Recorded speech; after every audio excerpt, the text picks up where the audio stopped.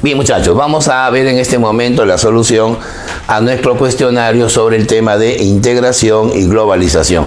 Parecen términos equivalentes, pero hay una condición para que surja el segundo, ¿no? El segundo condiciona en este caso al anterior.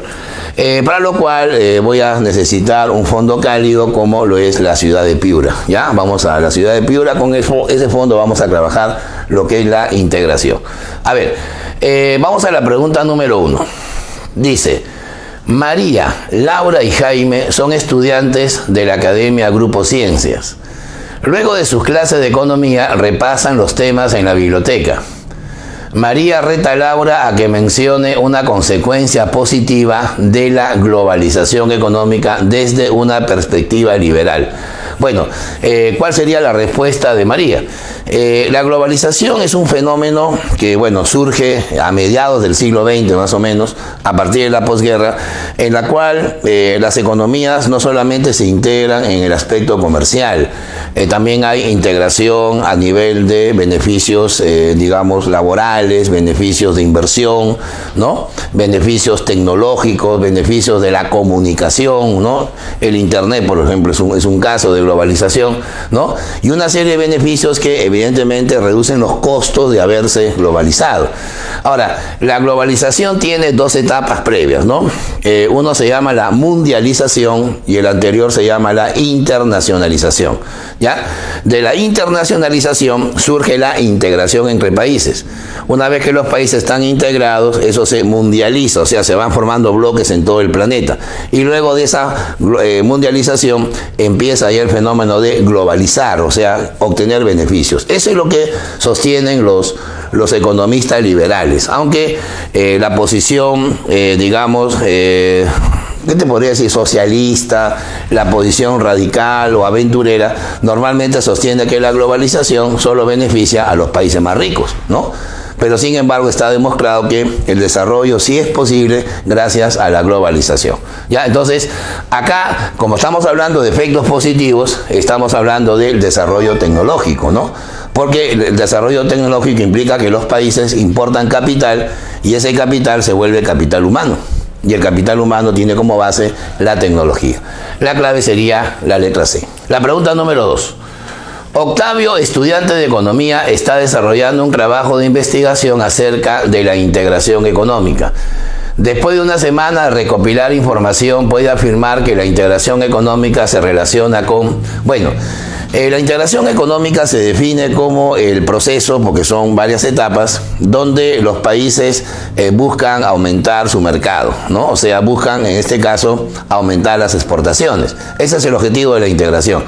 Pero la integración va a tener 5 fases, ¿no?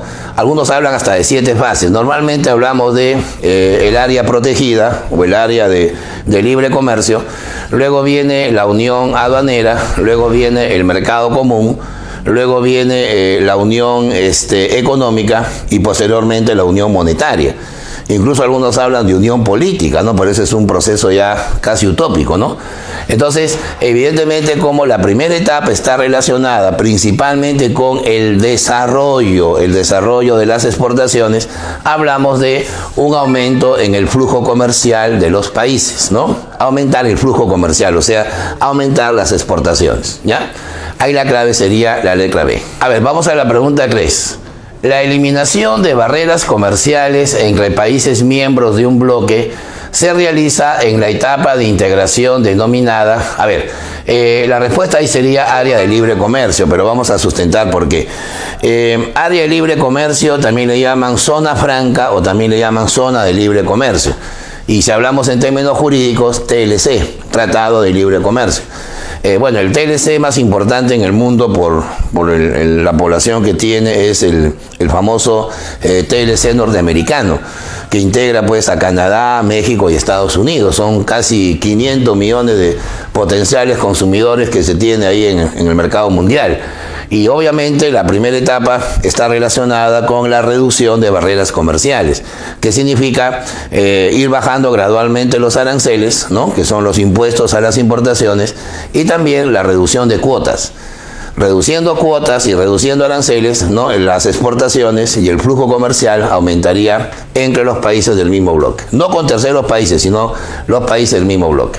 La clave sería la E, área de libre comercio. Cuarta pregunta dice: la unión monetaria es una etapa de integración económica que tiene como característica el establecimiento de, la unión monetaria es posterior a la llamada unión económica. La unión económica tiene como elementos el mercado común, pero a esto se agrega la armonización, ¿no? La articulación de las políticas tanto fiscales como las políticas de crecimiento. Pero una vez que ya se consolidó la unión económica, va a venir la unión monetaria, que tiene como primer elemento crear un banco central en toda la zona. O sea, ya no habrá un banco central para cada país, habrá un banco central para todos los países del bloque, ¿no? Es lo que pasa, por ejemplo, en la famosa eurozona, ¿no? La eurozona es el bloque de 22 países que supuestamente deben utilizar el euro, ¿no? La misma moneda. ¿Te das cuenta? Y además de formar el Banco Central se establece pues una moneda común, ¿no? Pero para esto tiene que haber pues metas muy exactas de inflación, ¿no? Mantener una inflación muy rectante, muy moderada, es un objetivo a veces muy difícil. ¿Qué pasa pues si por ahí hay un desajuste monetario en un país, ¿no? Debido a una crisis interna, eso puede generar que esa manzana podrida contagie a las demás y se pueda generar una crisis monetaria en todo el bloque. Pero, de todas maneras, la banca central de la zona tiene que unificar las medidas monetarias. Así que ahí la clave sería una misma política monetaria y una moneda para todos los países del bloque. Vamos a la pregunta número 5. Cuando un país o cuando cualquier país del mundo comercia con la Comunidad Andina de Naciones, asume la misma tasa arancelaria con cualquiera de los países miembros, debido a que este acuerdo de integración hay que hablar de lo que es el bloque de países que se integran y los terceros países. Evidentemente los terceros países también tienen comercio con los países del bloque, pero no con los mismos beneficios.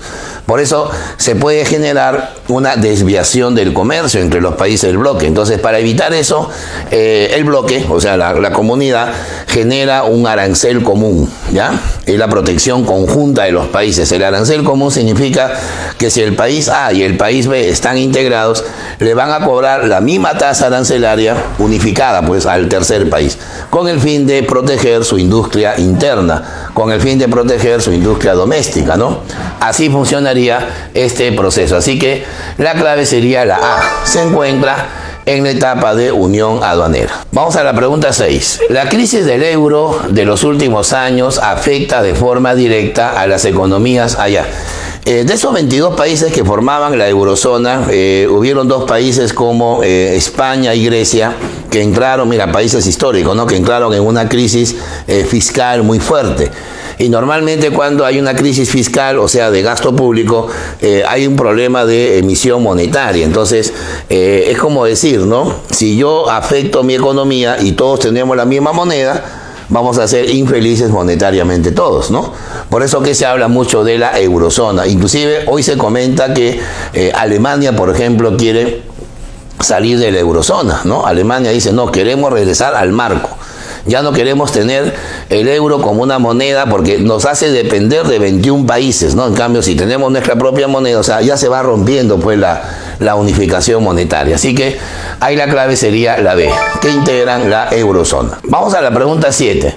En el marco del proceso de globalización e integración comercial, los tratados de libre comercio entre países tienen como uno de sus objetivos evidentemente la primera etapa del Tratado de Libre Comercio o de la zona franca es la reducción de aranceles, ¿no? Porque si reducimos los aranceles estaremos reduciendo el costo de las importaciones, porque evidentemente ese costo se reduce debido a que el impuesto es menor y hace que la economía doméstica sea más competitiva, porque mi industria va a empezar a competir con la industria extranjera y eso puede hacer más eficiente y más productiva la competencia. Así que ahí la clave sería la E.